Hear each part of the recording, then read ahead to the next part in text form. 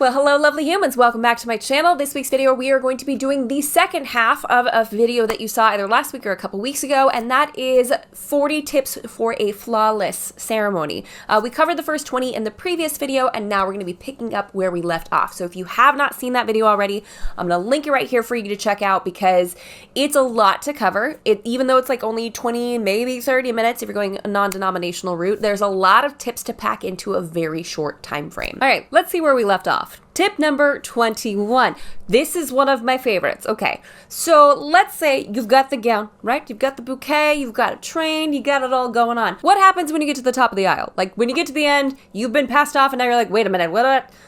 Here is a foolproof way to making sure your dress looks fantastic and your hands are free to hold on to your fiance's hands. Have your maid of honor or whomever is standing close to you, or if you're not having a wedding party, someone in the front row. But let's say for the sake of this discussion, it's your maid of honor. She would pass off her bouquet to the attendant behind her, reach down, fluff out your train, ideally at like a gentle 45-degree angle so it fans out beautifully for the ceremony. You don't want to like kink it too hard for like a 90-degree angle because then it kind of makes the dress look a little funky. Just like a little gentle like, right? And then tap you on your arm to receive your bouquet. Your maid of honor or whoever's standing directly behind you will hold your bouquet for the entirety of the ceremony. So your hands are free to be like all lovey and clammy with your fiance, okay? And because he's your lobster. So let's go over that one more time really quickly. You come down the aisle. You've been passed off. Your maid of honor passes off her bouquet, fluffs your train, taps your arm, takes your bouquet, and holds it for you. Why? Because typically the bridal bouquet is much heavier than the others, so you don't want your maid of honor holding her bouquet while she fixes your train and or holding your bouquet and her bouquet because that's a lot of weight for one person to hold for the entirety. Tip number 22, what do you do with your hands now? You don't have a bouquet, you're not quite sure what to be doing. Grab onto your fiance's hands, okay? Hold onto their hands, look into their eyes lovingly and just be like, be like all clammy and just like holding on for dear life, okay? And this is either back in the previous video or earlier, depending on how long the length of this content has been. It might have been split into two videos.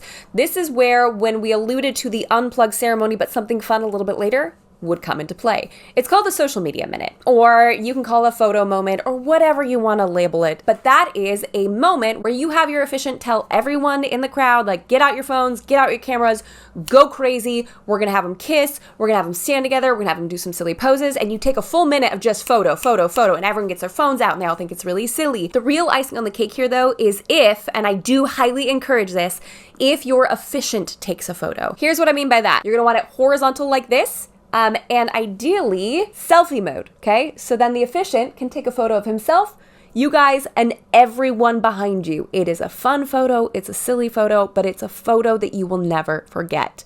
If you don't want it selfie mode, have them take it this way.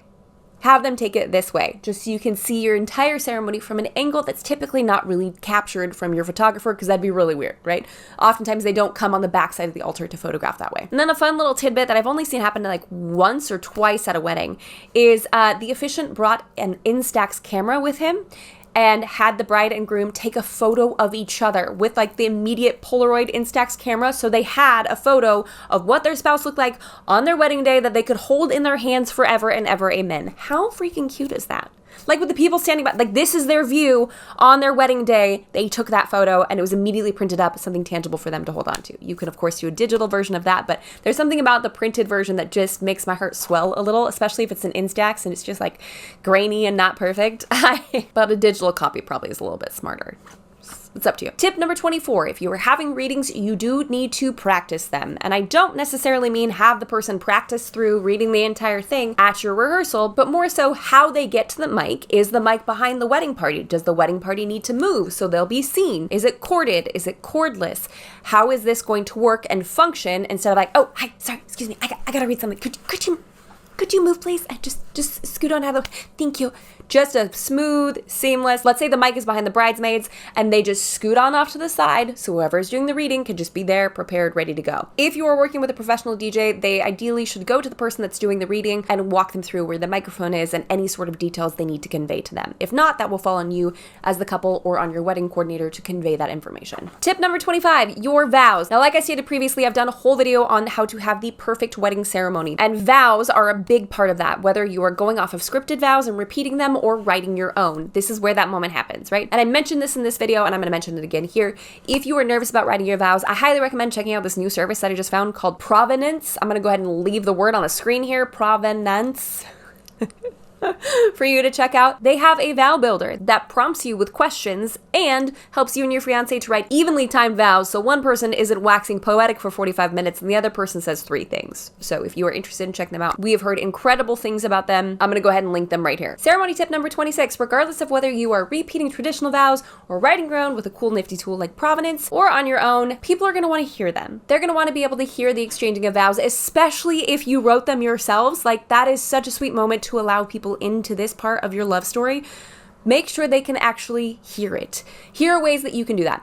If your officiant is mic'd, which I highly recommend that happening, because even if your officiant has a really like big booming voice, they may not be able to project loud enough. You know, maybe that day is really windy and then someone's sitting in the back and they can't hear a single word being said. Ideally, an officiant will be mic'd. If that's the case, they can hold out their lapel mic or their lavalier forward as you are reciting your vows. Is it tacky? A little bit. Does it get the job done? Absolutely. If there is a spare handheld microphone, however, that could be placed on a stand in between you and your fiance, or held by the officiant the entire time during your vows. That is another great way of making sure everyone can hear you exchanging your vows. The third option would be, if your fiance is wearing a suit, to clip a lav or lapel mic onto lapel, hence the name, to capture the audio that way as well. Tip number 27, let's talk about who's holding the rings. So the most traditional sense would be if you have a best man and a maid of honor, the best man would hold the bride's ring, the maid of honor would hold the groom's ring. That can get a little bit awkward, especially the maid of honor trying to like hold on to a potentially larger ring and try to fluff your dress and like hold your bouquet and keep the ring on her finger, because that's the only place that she could put it unless the dress has pockets, and then you just like hope it stays there, you know what I'm saying? Or it's in a box and it's all bulky and it looks awkward as she's coming into the wedding, as she's processing down the aisle. She's got a big old velvet box in her pocket.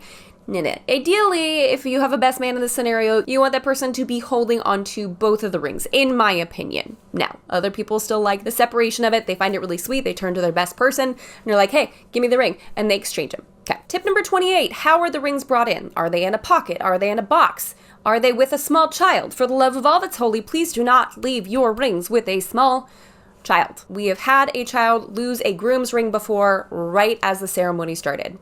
Somehow fell off the pillow. It was tied on. I tied it myself. Like, I'm the person that tied the bow. I knew it was secure, and still somehow the kid had fiddled with it enough that the groom's ring was completely missing by the time the ceremony kicked off. And we spent probably the first 10 minutes of the ceremony scavenging around, and then I, like Bilbo Baggins, dredged it up from the dirt and snuck my way up to the front of the ceremony from the side on top of like a porch patio type thing, and like passed it to the very last groomsman so he could like daisy chain it on up. It was a dramatic affair. I was scarred by it. It happens more than you think. So as far as the rings are considered, if you're worried about them getting lost, have them stored in a box in a suit pocket, as long as it doesn't protrude too much. You want them secured, held in there. They're not going anywhere. If they need to come out of the box, again, they need to stay in an inside protected pocket. If you are having a child process down, give them a fake ring. Give them a pillow, give them a box, give them something to make them feel like they're doing something without actually giving them thousands of dollars worth of jewelry. Next subject. Tip number 29, where do you put the engagement ring? We get this question with a pretty relative frequency because it's a valid one. Like, where are you supposed to put this? Because if you have an engagement ring and a wedding band, you don't want to be putting 2 rings on at once. You ideally just want to do one and then figure the other one out later. Here are your options. You can leave your engagement ring on your finger and just have the wedding band placed above it during the exchange of rings, or you can have your engagement ring on your opposite ring finger and it can stay over there and only your wedding band is placed on your ring finger. But to try to do both at once just kind of complicates things and ups the likelihood of maybe some being dropped, which could be a very funny or silly moment, but we don't want to lose your jewelry. Tip number 30, don't shove the ring. I'm sorry for yelling you. Don't shove the ring. The likelihood of your hands being like slimy and clammy put together, slammy, is pretty high because, I mean, a lot of weddings happen during summertime, or you're nervous, or like maybe your hands, you're like a sweaty person in your hands, or like, I don't know about you, but if it gets too hot, my fingers turn into sausages. They like literally will swell. It's really fun. It's a cool party trick. You should try it sometime. But as you are putting your ring onto your fiance's finger, if you meet resistance, stop. And I talked about this in the perfect ceremony video, but it bears repeating here. This is a good tip. Let them wiggle it onto their finger themselves. Do not push any further. We don't need to draw blood on your wedding day. It's not that kind of vow, okay? It's not a blood vow. It's a heart vow. We can keep it that way. Tip number 31, break the fourth wall, which is, in theater terms, the wall between yourself and the audience. Your audience being your guests, and you, the performers, being the couple getting married. And not to add more pressure to the situation, but there kind of tends to be this, like scrim of sorts. How many theater words can I shove into a 30-second sequence where it feels as though like that you are on display and that they're spectators of this, which, I mean, certain elements of that are not going to change, sure.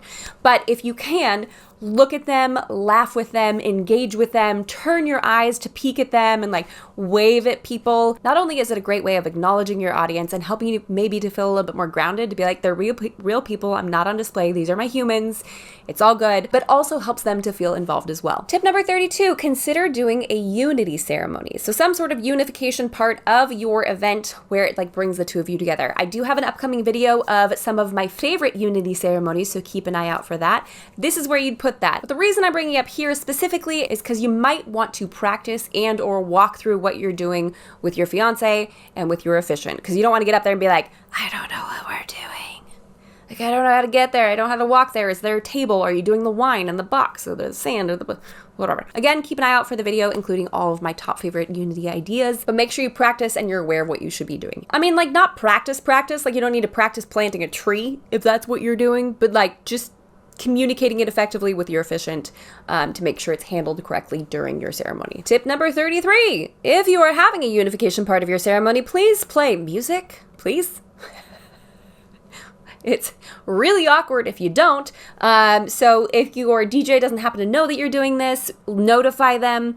They can either pick a song out of a hat for you on your behalf, or you can have one preset. If this is a part of your faith or religion and you want to incorporate a song that is honoring of that, this is a great opportunity for that. If you want a sweet song, if you want a sappy song, whatever it happens to be, just don't let it be silent. And if you have a good DJ, even if you forget, ideally they'll jump in and play something anyways, but just in case. Tip number 34. So you have your unification part, you come back, you may kiss. There's not really any tips for that. I'm not giving you tips on kissing, okay? You all can figure that out on your own, okay? It's between you two and the Lord, okay? But when it comes to being pronounced, you want to turn your bodies to the crowd as your officiant says, I now pronounce you, flam, flam, flam, flam, okay? Turn your bodies. That's the tip. Instead of just like looking at each other, because then it's like weird. You're not being pronounced to each other.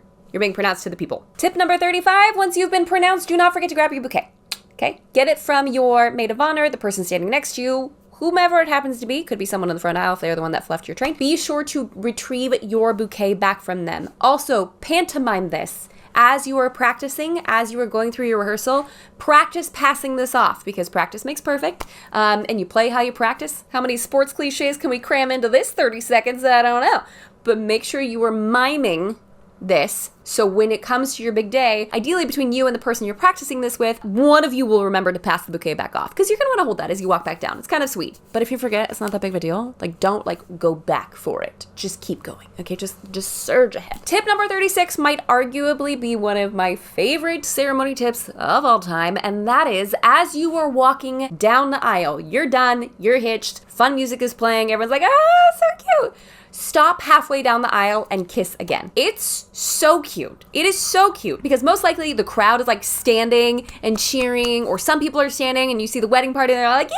Like, it's such a real, honest moment, and it's a really great capture. Sometimes the photographer will ask you to pause at the very end of the aisle at the back so you can get all of the crowd, but most of the time we recommend that couples stop about halfway through, and you can decide what halfway is. It's not that big. You don't have to measure it, but pause as you're assessing, kiss again, maybe if you feel like holding your bouquet in the air, maybe if you want to be dipped, whatever. Have fun with this. Make it cute. Get the cheering in the background. I love this moment. It's one of my favorite ceremony tips of all time. Tip number 37. If you do not have a coordinator, give your wedding party clues for when they should start recessing. You want to make sure that no one's following directly behind you as you're coming back down the aisle. For example, like if you're pausing for that midway aisle kiss, you don't want your maid of honor and best man being like, like right behind you. It's just weird for everybody, okay? So make sure they're standing there and they're cheering as they're supposed to. And once you've left the ceremony space, that's when your wedding party can start to file out. Your officiant can help you like navigate and be like, go ahead, go ahead, go ahead. Or your coordinator will help you manage that the night before at the rehearsal. But the biggest part of this tip is make sure they're not immediately following after you, so they're not like creeping on your kiss. Okay, because that's just weird for everybody. And even if you don't do the aisle kiss, you want to have unadulterated photos of just you two leaving without a bunch of your wedding party directly behind you. It's a much better photo if they can pause and wait for a little bit.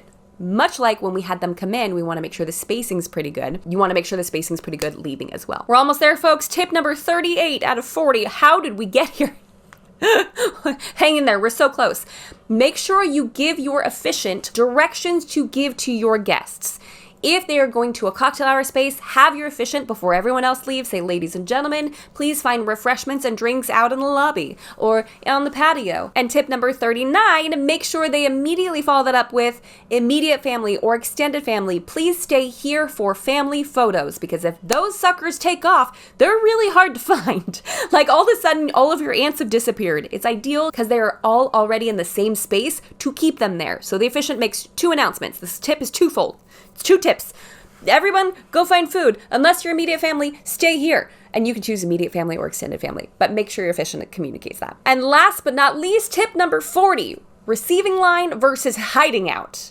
Receiving line at the end of a ceremony is very traditional way of doing this. I have not seen a single person do this, okay? But this is where you would be holding a receiving line. But it is, in my opinion, that this is a great time for you to go hide. Go get into the getting ready space, in the bridal suite, in the wedding suite, somewhere you can just like get out of Dodge so everyone can leave and you can have a moment, a glass of champagne, maybe some appetizers could be ready for you, and just before coming back out to return to family photos. And why that's important is because if you happen to be anywhere where people can see you, they're gonna stop and want to do some glad handing, shake your hand, give you a hug, give you a kiss on the cheek, which is very sweet, but then it's hard to like extract you and get you back to family photos. It's like a salmon swimming upstream and like a stream of all your favorite people, right? Like we love them, but like we need to keep the timeline moving really effectively to make sure that you have the most successful day possible. Which, speaking of which, check out perfectweddingtimeline.com to make sure you are actually using the best timeline, okay? We don't need any of this fuddy-duddy stuff where we're making up on our own. Don't mess around with this one specifically. Use a trusted resource when compiling your timeline. Go to perfectweddingtimeline.com to check that out. So that's all we have for this week's video, guys. Thank you so much for stopping by. That was a lot of tips. If I missed any in these 2 videos, please let me know some of your favorite ceremony tips in the comments down below. Let's help each other out. Wedding planning is stressful, but it doesn't have to be if we come together. And if you sign up for the master plan where you can plan easily and stress less, because you deserve a stress-free wedding. I gotta hurry up because the baby's starting to cry. If you haven't done so already, jump on down there, hit that like button, and subscribe to this channel for more tips and tricks for the modern day bride. And until next week, bye guys! Oh gosh, go get the baby.